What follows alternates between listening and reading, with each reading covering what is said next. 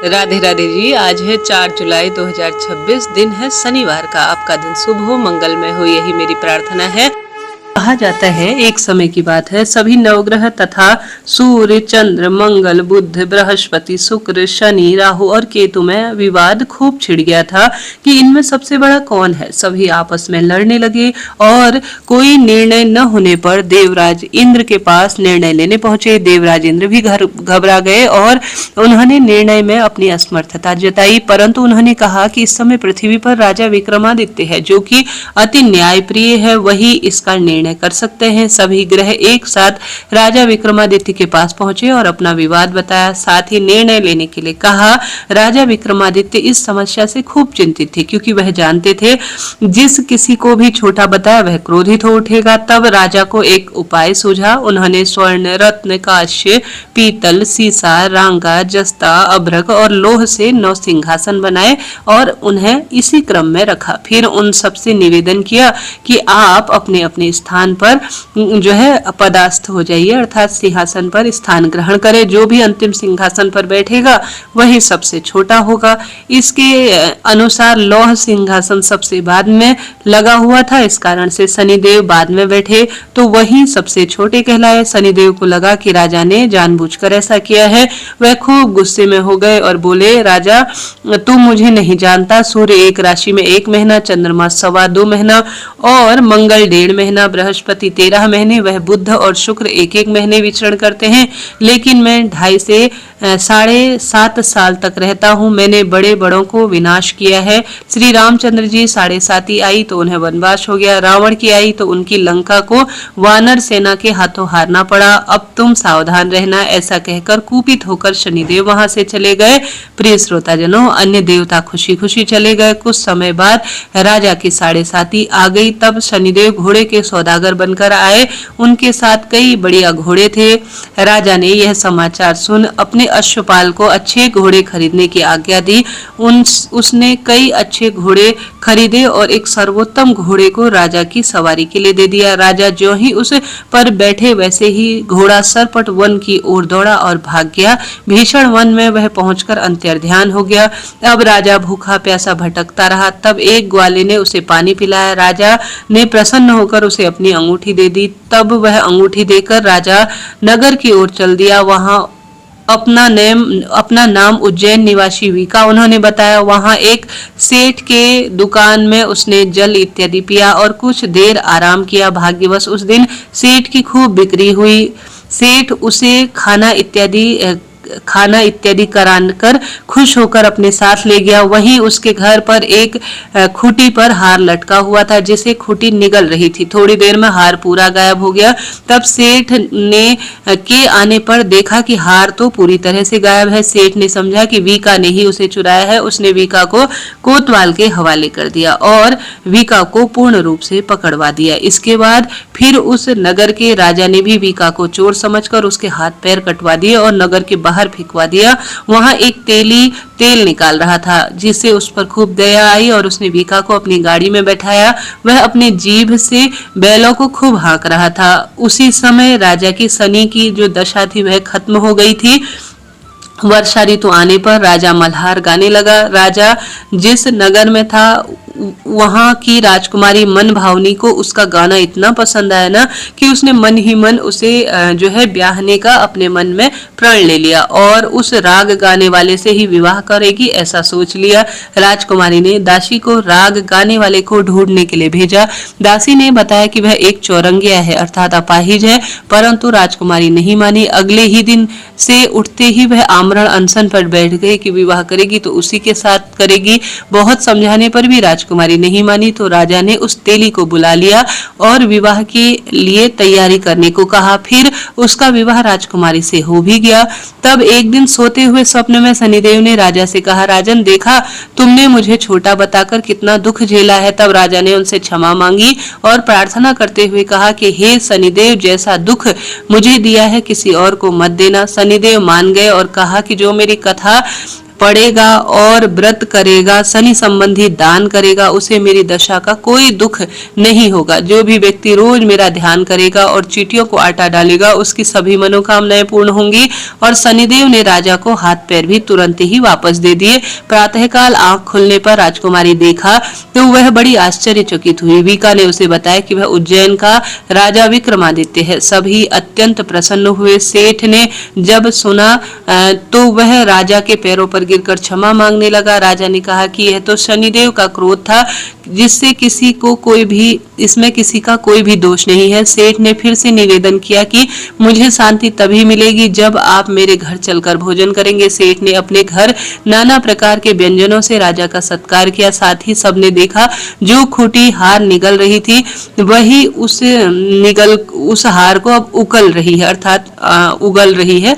सेठ ने अनेक मोहरें देकर राजा को धन्यवाद किया और विदा किया। सेठ ने राजा से अपनी कन्या श्री कौरी से विवाह करने का और निवेदन किया। राजा ने सहर्ष से इसे स्वीकार किया। कुछ समय बाद राजा अपने दोनों रानी मनभावनी और श्री कौरी को उपहार सहित संपूर्ण मान सम्मान से अपनी नगरी उज्जैन चल दिए। वहां राजा के राज्यवासियों ने सीमा पर उनका खूब आदर सत्कार किया। सारे नगर में दीपमाला बनाई गई।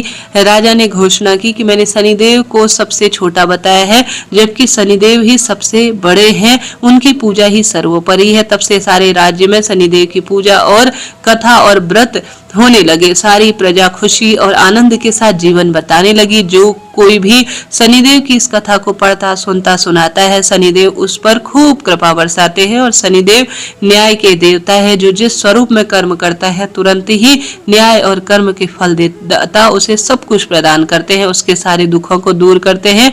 व्रत के दिन इस कथा को अवश्य से ही पढ़ना चाहिए। प्रेम से बोलिए शनिदेव भगवान की जय।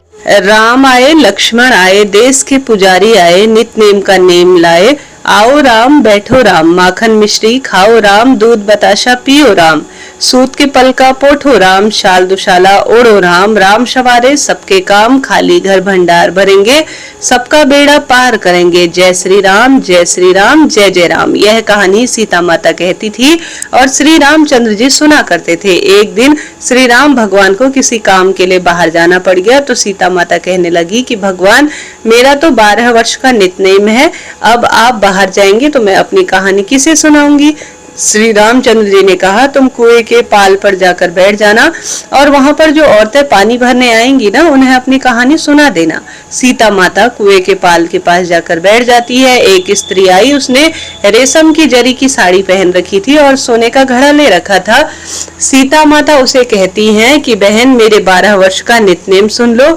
पर वह स्त्री बोली कि तुम्हारा नितनेम सुनूंगी तो मुझे घर जाने में देर हो जाएगी और मेरी सास मुझसे लड़ पड़ेगी।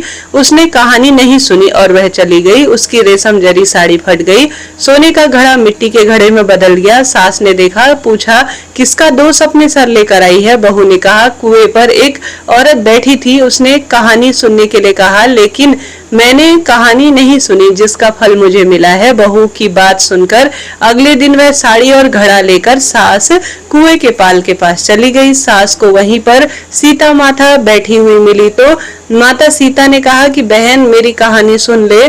सास बोली कि एक बार छोड़, मैं तो 4 बार तेरी कहानी सुन लूंगी। राम आए, लक्ष्मण आए, देश के पुजारी आए, नितनेम का नेम लाए। आओ राम, बैठो राम, तपी रसोई जीमो राम, माखन मिश्री खाओ राम, दूध बताशा पियो राम, सूत के पल का मोठो राम, शाल दुशाला पोठो राम, शाल दुशाला ओढ़ो राम। जब बोलू जब राम ही राम, राम सवारे सबके काम, खाली घर भंडार भरेंगे, सबका बेड़ा पार करेंगे। जय श्री राम, जय श्री राम, जय जय राम। सास बोली कि बहन, कहानी तो बहुत अच्छी लगी।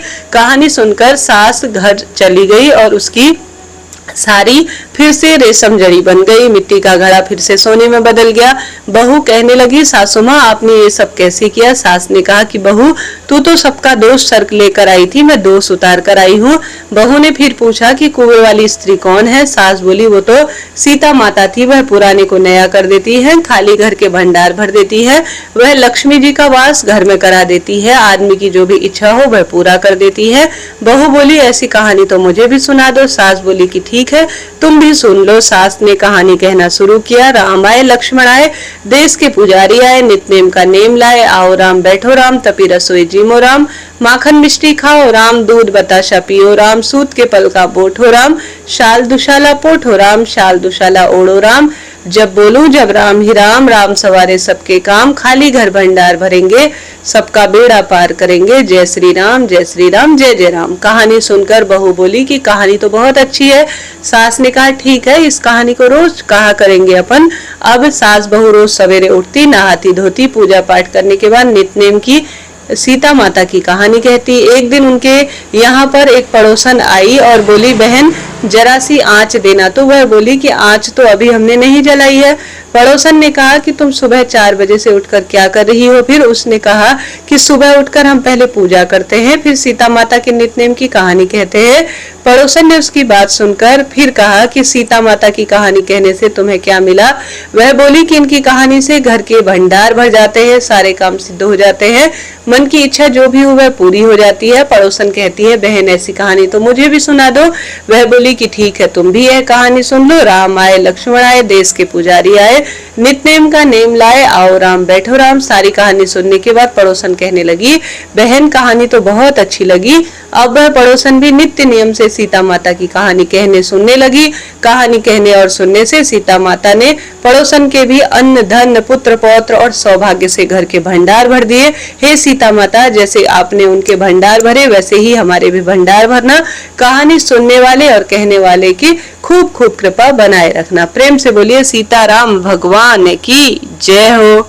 पीपल पेड़ में त्रिदेवों का वासा माना जाता है। ऐसे में इन सर्वश्रेष्ठ दिनों में पंच देवी देवताओं का ध्यान कर कर पीपल देवता को नमस्कार कर कर इन कथा का श्रवण किया जाए तो अनंत अनंत गुना लाभ मिलता है। शास्त्रों में लिखा गया है कि एक ब्राह्मण और एक ब्राह्मणी थे। उनके घर में किसी भी तरह की कोई भी कमी नहीं थी, बस दुख इस बात का था कि कोई भी उनके संतान नहीं है।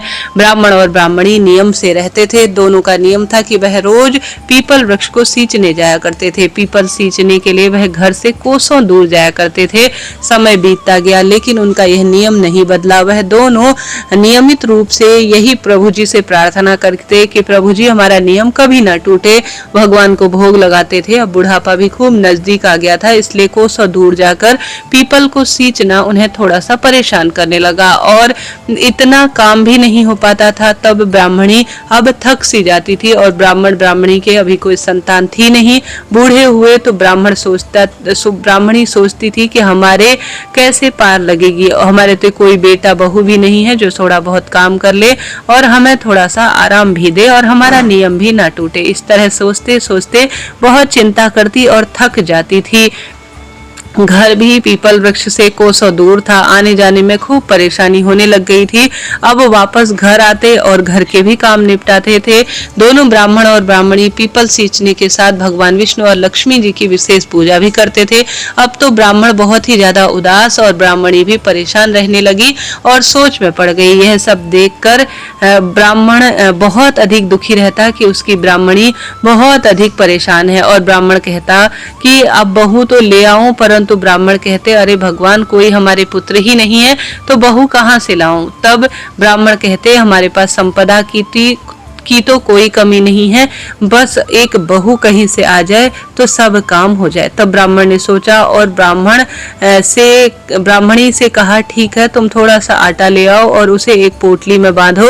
और ब्राह्मण ने उस पोटली को 4 सोने के सिक्के भी डाल दिए और ब्राह्मण बहुत दूर ढूंढने के लिए इस पोटली को लेकर चला गया। ब्राह्मण चलते चलते कहीं दूर गांव में गया तो ब्राह्मण किसी गांव में पहुंचा। वहां लड़कियां मिट्टी से खेल रही थी और घर बना रही थी। ब्राह्मण वहीं बैठ गया, उन लड़कियों को खेलता हुआ देखने लगा। ब्राह्मण ने देखा कुछ लड़कियां तो घर बना रही हैं, कुछ उन्हें तोड़ रही हैं, लेकिन उनमें से एक लड़की अपना घर नहीं तोड़ती है। उस लड़की की सहेली से कहती है कि तू भी अपना घर तोड़ दे। तब वह लड़की कहती है नहीं, मैं अपना घर नहीं तोड़ूंगी, यह घर बड़ी मुश्किल से बनता है तो मैं इसे कैसे तोड़ सकती हूँ। ब्राह्मण को वह लड़की खूब पसंद आई।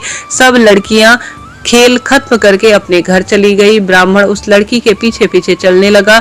फिर वह ब्राह्मण उस लड़की से कहते हैं कि बेटी, मैं 2 दिन से भूखा हूँ, क्या तुम मुझे खाना बनाकर दे सकती हो? तो लड़की कहती है ठीक है, आप मेरे घर चलिए। ब्राह्मण उनके घर जो है उनके साथ साथ चल दिया। घर पहुंचकर उस लड़की ने अपनी माँ से कहा, माँ यह ब्राह्मण देवता आए हैं, यह 2 दिन से भूखे प्यासे हैं, आप इन्हें कुछ खिला दो ना। तो माँ कहती है बेटी, मैंने तो खाना खा लिया है, अब घर में कुछ भी नहीं है। तब लड़की ने ब्राह्मण देवता से कहा, हमारे घर में तो खाने के लिए कुछ भी नहीं है, आटा भी नहीं है, हम आपको भोजन नहीं करा सकते। तो ब्राह्मण ने कहा, बेटा आटा तो मेरे पास पड़ा है, बस तुम इससे भोजन बनाकर और 2 रोटी मुझे दे दो, मुझे खूब भूख लगी है, मैंने 2 दिन से कुछ भी नहीं खाया। लड़की ने कहा ठीक है, मैं बना देती हूँ। वह आटा ले गई और अपनी माँ को दे देती है। माँ ने जैसे ही आटा छाना तो उसमें से 4 सोने की मोहरें निकलती है। सोने की मोहरें देखकर वह अपनी बेटी से कहती है कि यह ब्राह्मण देव को दे दो। लड़की ब्राह्मण देव को मोहरें दे देती है। तो ब्राह्मण कहते हैं बेटी, तुम इसे रख लो, हमारे पास तो बहुत पैसा है, हमारे पास धन संपत्ति की कोई कमी नहीं है। लड़की को सिक्के अपने पास रखने के लिए उसने दे दिए। इतने में लड़के के पिता भी आ जाते हैं। फिर दोनों में बातचीत होती है। ब्राह्मण खाना खा लेते हैं। लड़की के पिता सोचते हैं यह ब्राह्मण तो बहुत अमीर है। फिर लड़की के पिताजी उस ब्राह्मण से पूछते हैं कि ब्राह्मण देव, आप आगे कहाँ जा रहे हैं? ब्राह्मण कहते हैं, मैं अपने बेटे की शादी के लिए बहू ढूंढने जा रहा हूँ, मेरा बेटा काफी पढ़ा लिखा है, 12 वर्ष बाद वह अब लौटने ही वाला है। लड़की के पिता ने विचार किया कि यह ब्राह्मण तो बहुत धनवान है और मेरी भी बेटी है, मेरी बेटी की शादी क्यों ना इसके बेटे से हो जाए, तो वह बहुत ही अच्छा समय हमारा आ जाएगा। तब लड़की के पिता ने कहा, अगर आपको ठीक लगे तो आपके लड़के का विवाह मेरी बेटी से करा देना चाहिए। यह सुनकर ब्राह्मण देव तैयार हो गए।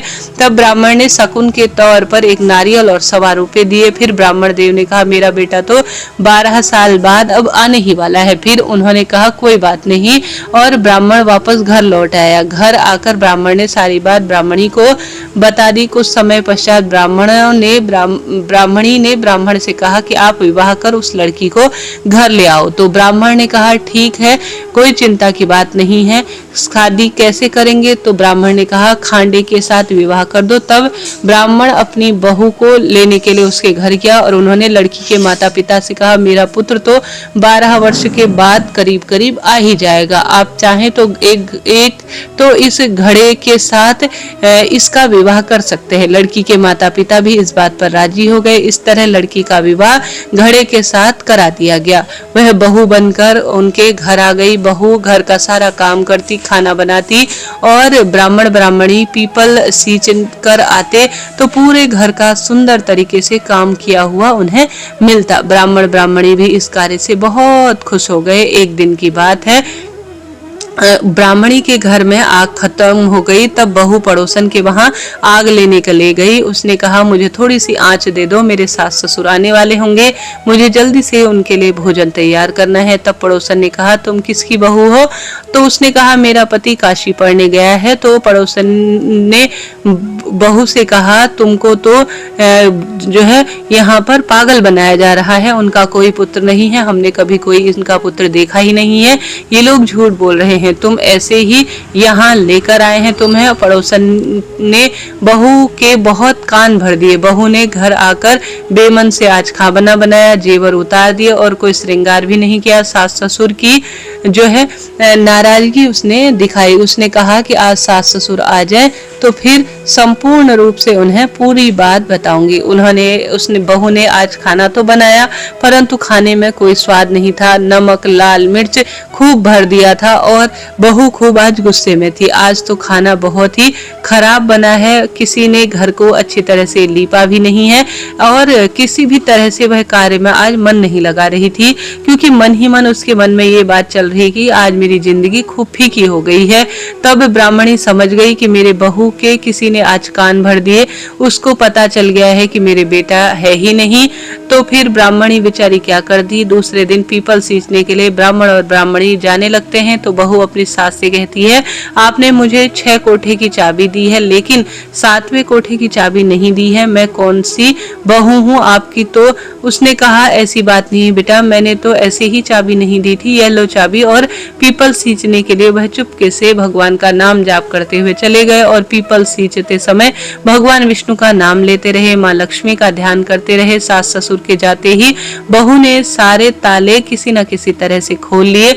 सभी 6 जो कोठे थे उनमें से हीरे मोती सोने गहने इत्यादि बहुत सुंदर कपड़े, किसी में स्वादिष्ट मिठाई बहू को मिली। ऐसे में बहू ने 7वां कोठा खोला और देखा भगवान विष्णु और माता लक्ष्मी बैठे हुए हैं। पीपल का पेड़ लगा हुआ है और वहां एक सुंदर लड़का बैठकर पूजा कर रहा है। तो बहू ने लड़के से पूछा, तुम कौन हो? लड़के ने कहा, मैं तुम्हारा पति हूँ। तो बहू ने कहा, तुम मेरे पति कैसे हो सकते हो? मेरा पति तो काशी पढ़ने गया है। तो लड़के ने कहा, नहीं, मैं काशी से आ गया हूँ, अभी 12 वर्ष पूरे नहीं हुए हैं, इसलिए मैं यहाँ रुका हुआ हूँ। 12 वर्ष पूर्ण होने पर मैं अपने माता पिता से मिलूंगा।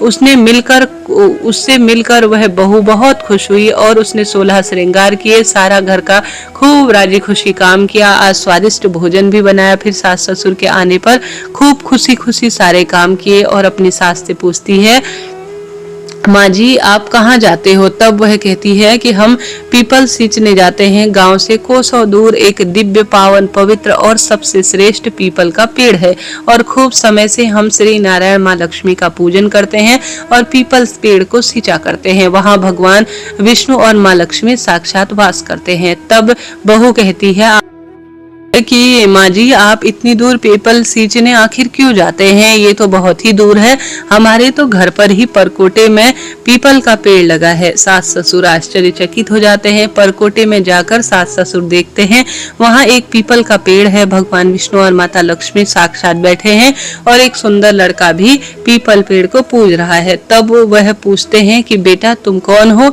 तो उसने कहा, माँ जी मैं आपका बेटा हूँ। तो उन्होंने कहा, हमारा तो कोई बेटा नहीं है। तो लड़का कहता है, नहीं, भगवान विष्णु और माता लक्ष्मी ने आपको बेटा दे दिया है। और सास ससुर इस बात को सुनकर आश्चर्यचकित हो जाते हैं और खुश होकर कहने लगते हैं, भगवान ने हमारी बुढ़ापे में सुन ली है। तो सास ससुर कहने लगे कि हम लोग तो मान लेंगे कि तुम हमारे बेटे हो, तुम हमारी बहू हो, लेकिन पूरी दुनिया कैसे मानेगी? दूसरे दिन ब्राह्मणी ने लोहे की अंगूठी पहन ली और नदी के किनारे खड़े हो गए और दूसरे किनारे पर लड़का खड़ा हो गया। साथ में पूरा गांव भी इकट्ठा वहां हो गया था। ऐसे में सास ने नदी के किनारे जैसे ही अपने बेटे को पुकारा, बेटे ने माँ की आवाज दी, तुरंत ही माता के दूध की धार निकल आई जो कि लड़के के मुंह में गई। यह सब देखकर पूरे गांव वाले आश्चर्यचकित रह गए और ब्राह्मण ब्राह्मणी का यही पुत्र है, सबने यही मांग लिया।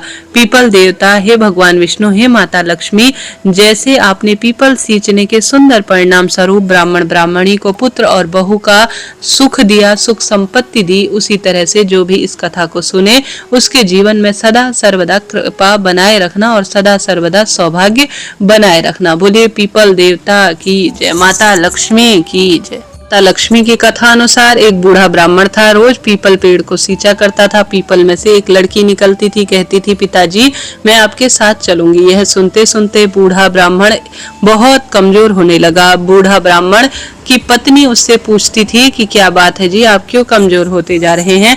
बूढ़ा ब्राह्मण बोला कि पीपल में से एक लड़की निकलती है और कहती है कि वह भी आपके साथ चलूंगी।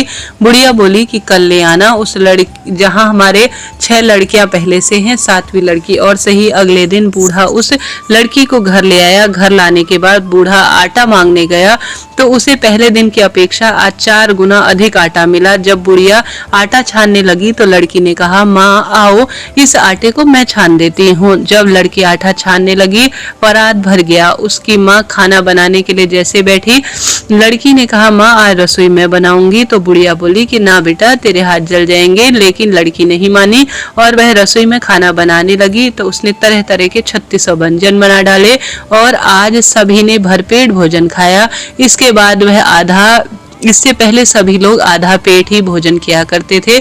रात हुई तो बुढ़िया का भाई आया और कहने लगा, दीदी मैं तो आज भोजन खाऊंगा। बुढ़िया परेशान हो गई, अब कहाँ से भोजन लाए? लड़की ने पूछा कि माँ ये क्या बात है, उसने कहा कि तेरा मामा आया है और रोटी खाएगा, लेकिन रोटी तो सबने खा ली, अब उसके लिए क्या लाए। तुरंत ही लड़की रसोई में गई। उसने मामा के लिए एक चुटकी में 3600 व्यंजन बना दिए। मामा ने भरपेट खाना खाया और कहा कि ऐसा खाना पहले नहीं खाया, उसने कभी भी ऐसा भोजन नहीं किया था। बुढ़िया ने कहा कि भाई तेरी पावनी भांजी है, उसी ने सब बनाया है। शाम हुई तो लड़की बोली, माँ चौका लगा के चौकी का दिया जला देना, कोठे में मैं सो जाऊंगी। बुढ़िया बोली कि ना बेटी तू डर जाएगी, लेकिन वह बोली ना ना मैं नहीं डरूंगी, मैं अंदर कोठे में सो जाऊंगी, चाहे कोठी में किसी भी तरह से कोई भी डर नहीं है। आधी रात को लड़की उठी, चारों ओर देखने लगी तो वहां पर तुरंत ही उसने धन के भंडार भर दिए। जो छोटी सी झोपड़ी थी उसे महल में बदल दिया। बाहर जाने लगी तो बूढ़ा ब्राह्मण सो रहा था। उसने देखा, बेटी तू कहाँ जा रही है? लड़की बोली, मैं तो दरिद्रता दूर करने आई हूँ, अगर तुम्हें भी करवानी हो तो करवा लो।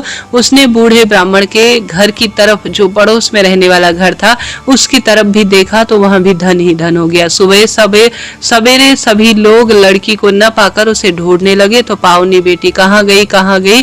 तो बूढ़ा ब्राह्मण हंसी खुशी चिल्लाता हुआ माता लक्ष्मी के जयकारे लगाता हुआ कहने लगा कि हमारे घर जो आई थी वह साक्षात माँ लक्ष्मी थी, उसने सारी दरिद्रता को दूर कर दी। हे माता लक्ष्मी, जैसे पीपल सींचने का सुंदर परिणाम उस ब्राह्मण को दिया है, उसके पूरे कुटुंब को उसकी दरिद्रता को दूर करने के स्वरूप में दिया है, उसी तरह से जो भी आज के शुभ दिन में इस दिव्य कथा को सुने उसके जीवन में अखंड सौभाग्य देना, पुत्र विवाह, नौकरी, रोग, कर्ज, दुख, दारिद्रता का अंत करना और सदा सर्वदा खुशियां देना। बोलिए श्री नारायण भगवान की जय, पीपल देवता की जय। प्रेम से बोलिए धर्मराज जी की जय हो। बहुत समय पहले की बात है, किसी गांव में एक बुढ़िया माई रहती थी।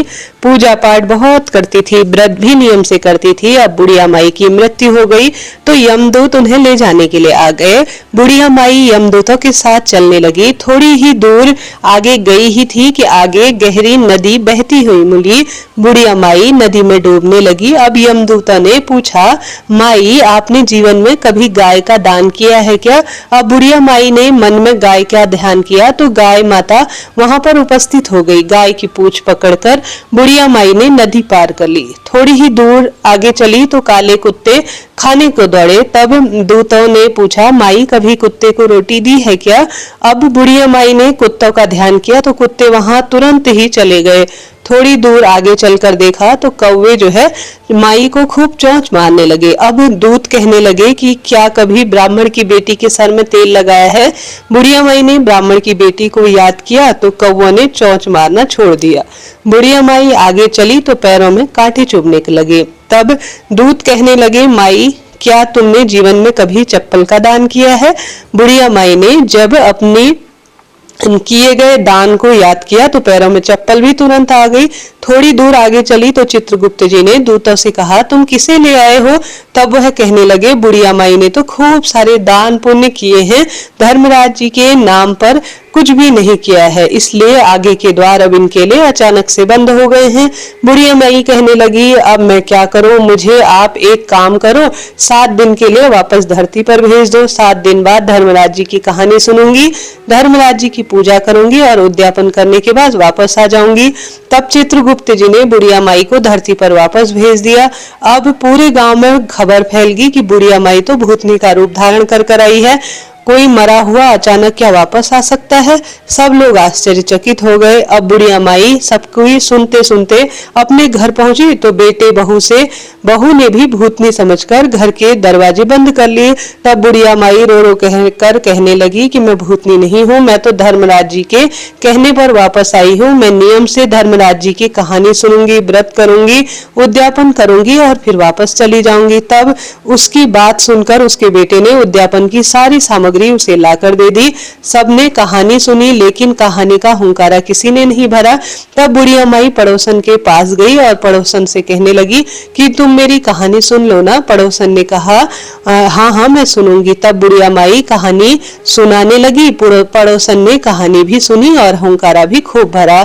बुढ़िया माई ने 7 दिन तक रोज धर्मराज जी की कहानी कही, व्रत किया और फिर उद्यापन भी कर दिया। सभी सामान को दान कर दिया। तब धर्मराज जी ने बुढ़िया माई के लिए धरती पर विमान भेजा। विमान देखा तो सभी लोग गांव वाले कहने लगे कि हम भी स्वर्ग में आएंगे, हम भी स्वर्ग की ओर जाएंगे। बुढ़िया माई बोली कि मेरी कहानी का हुंकारा तो बस मेरी पड़ोसन ने ही भरा है, इसलिए पड़ोसन मेरे साथ जाएगी। तो सभी गांव वालों ने बुढ़िया माई के पैर पकड़ लिए और कहने लगे कि आप हमें फिर से धर्मराज जी की कहानी सुना दो। अब बुढ़िया माई ने सबको धर्मराज जी की कहानी सुनाई। कहानी सुनने के बाद सभी लोग विमान पर बैठकर स्वर्ग में गए। तब धर्मराज जी ने कहने लगे, धर्मराज जी वापस से कहने लगे कि मैंने तो सिर्फ बुढ़िया माई के लिए ही विमान भेजा था, यह सारे गांव वाले यहाँ अचानक क्यों आ गए हैं? बुढ़िया माई बोली कि मेरी कहानी इन सब ने सुनी है, मुझे जो पुण्य मिला है उससे अधिक इनको भी पुण्य किसी न किसी रूप में मिल ही गया है। तब धर्मराज जी ने सभी गांव वासियों को स्वर्ग का वासा दिया। हे धर्मराज जी, जैसे आपने बुढ़िया माई को स्वर्ग का वासा दिया, धर्मराज जी की कहानी कहने सुनने हुंकारा भरने वाले सभी को जीवन में किसी न किसी स्वरूप में सब श्रेष्ठ सुख देना और अंत में स्वर्ग का वासा देना और सभी की खूब खूब मनोकामना पूर्ण करना और अखंड सौभाग्य बनाए रखना, सब पर अपनी कृपा किसी न किसी स्वरूप में बनाए रखना। प्रेम से बोलिए धर्मराज जी की जय हो। किसी गांव में एक महिला रहती थी जिसका नाम था पोपाबाई। वह भगवान विष्णु की सच्ची भक्त थी और उनकी पूजा और सेवा पूरे नियम और प्रेम भाव से करती थी। उन्होंने अपना सारा जीवन भगवान विष्णु को समर्पित कर दिया था। उनके माता पिता का तो बचपन में ही देहांत हो गया था। एक बड़ा भाई था, भाई का भी विवाह हो गया था। वह दिन रात पोपाबाई की शादी की चिंता में लगा रहता था। जब भी कोई रिश्ता आता तो पोपाबाई मना कर देती। उनके भाई को लगा यह सब उनके पूजा पाठ की वजह से हो रहा है। एक दिन भाई ने कहा, तुम अब किसी भी प्रकार से पूजा पाठ नहीं करोगी। यह सुनकर पोपाबाई बहुत दुखी हुई। वह कहने लगी, मेरा तो जीवन ही भगवान को समर्पित है, मैं तो केवल भगवान की पूजा ही करना चाहती हूँ, मैं कभी विवाह नहीं करूंगी। एक काम करो, मेरे लिए झोपड़ी गांव के बाहर बनवा दो, अब मैं वहीं जाकर रहूंगी। गांव के सभी लोगों से कह देना कि अपनी गाय और बछड़े को मेरे पास चराने के लिए भेज दिया करे, मैं सबका ध्यान रख लूंगी और अपने घर का बचा कुचा खाना भी मुझे दे दिया करे। भाई के समझाने की खूब कोशिश की पर पोपाबाई नहीं मानी। अकेली गांव के बाहर एक झोपड़ी बनाकर रहने लगी। ज्यादा से ज्यादा समय भगवान की सेवा पूजा में उन्होंने लगा दिए। एक समय की बात है, उस नगर का राजा शिकार खेलने के लिए जंगल जा रहा था। उसे रास्ते में झोपड़ी दिखाई दी तो सोचने लगा यहाँ कौन है। उसे बहुत प्यास लगी थी। उसने सोचा यहीं पर रुककर पानी पी लेता हूँ। झोपड़ी के पास गया और उसे आवाज लगाई, क्या झोपड़ी के अंदर कोई है? लेकिन अंदर से कोई भी आवाज नहीं आई। राजा दोबारा से आवाज लगाने लगा, क्या इस झोपड़ी के अंदर कोई रहता है? अंदर से पोपाबाई ने कहा कि कौन है? राजा ने बहुत मधुर आवाज सुनी। मधुर आवाज पर वह मोहित हो उठा और सोचने लगा, जिसकी आवाज इतनी मीठी है वह खुद देखने में कितनी सुंदर होगी। राजा के मन में पाप आ गया। कहने लगा, मैं यहाँ का राजा हूँ और तुम्हारे साथ विवाह करना चाहती हूँ। और पोपाबाई कहने लगी, जहाँ से आए हो वहीं लौट जाओ, मैं पराये पुरुष का मुख नहीं देखती हूँ। शादी तो दूर की बात है। यह सुनकर तो राजा और भी खुश हो गया। उसने पोपाबाई को जबरदस्ती अपने महल में ले जाने की कोशिश की। रास्ते में पोपाबाई ने राजा को श्राप दे दिया कि तुम्हारा सारा राजपाट पूर्ण रूप से नष्ट हो जाए। महल में सब रानियों को सारी बात का पता चला तो उन्होंने राजा से अनुरोध किया कि इस महिला को वापस छोड़ दो, वह हमारे राज्य का नाश कर देगी। रानियों की बात सुनकर राजा पोपाबाई को वापस छोड़ने जा रहा था। रास्ते में पाप की नदी आई जिसमें राजा डूब गया। पोपाबाई बहुत दुखी थी क्योंकि उन्होंने एक पराये पुरुष के हाथ स्पर्श किया था और उनका जो सतीत्व था वह भी नष्ट होने की अब कगार पर था। पोपाबाई ने वहीं पर अपनी इच्छा शक्ति सामर्थ्य अनुसार अपने प्राणों का त्याग कर दिया। जब पोपाबाई धर्मराज जी के पास पहुंची तो पोपाबाई को बहुत आदर और सम्मान मिला और बोले कि आपको बैकुंठ तो नहीं मिल सकता क्योंकि आपके विधान के अनुसार यह नहीं है, परंतु अपनी इच्छा अनुसार आप प्राणों को त्याग कर सकती हैं। पर भगवान विष्णु की आज्ञा से आपको स्वर्ग का राज दिया जाएगा। कुछ समय बाद एक सेठ सेठानी की मृत्यु हुई और वह स्वर्ग सिधार गए। प्रवेश करने लगे तो स्वर्ग का द्वार बंद हो गया। उन्होंने धर्मराज जी से द्वार खोलने का अनुरोध किया। तब धर्मराज जी कहने लगे कि हम आपके लिए स्वर्ग का द्वार नहीं खोल सकते क्योंकि स्वर्ग पर तो पोपाबाई का राज है। तब सेठ सेठानी कहने लगी कि हम तो पोपाबाई को नहीं जानते कि पोपाबाई कौन है। तब धर्मराज जी ने कहा, 7 दिन के लिए मृत्युलोक में जाओ, 8 पोखर में में राई भरकर 5 कपड़ा ऊपर से रखकर पोपाबाई की कहानी सुनो और उद्यापन करो और कहो राज है पोपाबाई का, लेखा लेखी राई राई का। इस तरह कहकर कहानी सुनकर जब तुम आओगे तब तुम्हें स्वर्ग के द्वार खुले मिलेंगे। सेठ सेठानी 7 दिन के बाद मृत्युलोक में आए। 7 दिन तक उन्होंने पोपाबाई की कहानी सुनी और फिर उद्यापन किया। जब स्वर्ग गए तो स्वर्ग के द्वार स्वतः ही खुले हुए मिले। प्रेम से बोले पोपाबाई की जय हो।